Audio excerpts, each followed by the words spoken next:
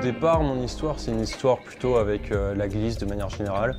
Une passion d'enfance, le fait d'aller surfer à la canot avec mon frère, d'aller skater dans les rues de Bergerac avec mes potes.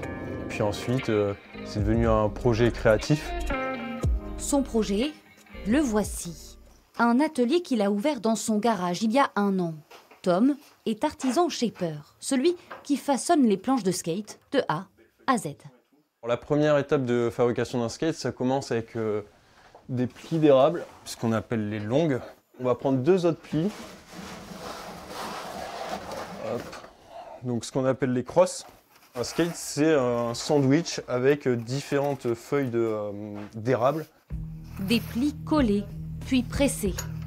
La première étape pour qu'une planche prenne forme. Celle-ci, on va déjà taper un peu comme ça dessus pour voir si on a des incohérences. Et ensuite, ce qu'on va faire, c'est qu'on va la prendre comme ça, on va regarder, vérifier si elle est équilibrée. Le plateau, aussi appelé le deck, est enfin découpé, poncé, jusqu'à obtenir la finition parfaite. Un travail que Tom répète pour chacune de ses séries. Des planches de skate, de longboard, de cruiser, sur mesure. Sur cette planche-là, ce qu'on a fait, c'est qu'on a utilisé un pli donc de cuir upcyclé. Donc c'est ça aussi qui est intéressant, c'est de jouer avec des nouveaux matériaux.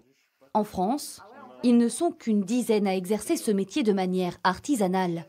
Un label vient d'ailleurs de naître pour mettre en avant ce savoir-faire.